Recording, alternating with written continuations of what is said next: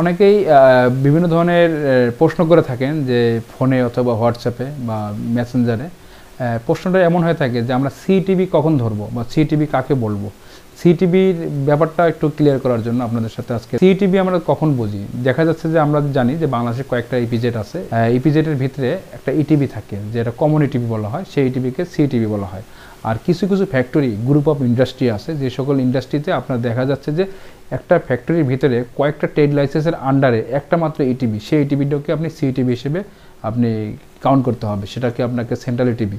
দেখা যাচ্ছে আপনার ফ্যাক্টরির নাম একটা, ফ্যাক্টরির গ্রুপ একটা, বিভিন্ন ধরনের নাম হতে পারে এ বি সি ডি। এই নামগুলোর জন্য আলাদা আলাদা ট্রেড লাইসেন্স বা লাইসেন্স করা আছে, ফায়ার লাইসেন্স করা আছে বা ট্রেড লাইসেন্স করা আছে বা ফ্যাক্টরি লাইসেন্স। যে এই আলাদা আলাদা লাইসেন্স হওয়ার কারণে যেহেতু আপনার ইটিভি একটা, ইটিভি কিন্তু আপনার ফ্যাক্টরির ভিতরে একটা 500 কিউবিক মিটার ইটিভি আছে, 500 কিউবিক মিটার ইটিভি আপনার 5টা ফ্যাক্টরির জন্য তৈরি করা হয়েছে। সেক্ষেত্রে আপনার ওই ইটিভিটা সিটিভি অথবা সেন্ট্রাল ইটিভি হিসেবে কাউন্ট হতে পারে, বা এটাকে আপনার এই ইটিভির যে অপশনটা থাকবে সেটা হচ্ছে সিটিভি। ধন্যবাদ। এরকম ধরনের ভিডিও পেতে হলে আমার চ্যানেলটি অবশ্যই ফলো দিয়ে রাখবেন।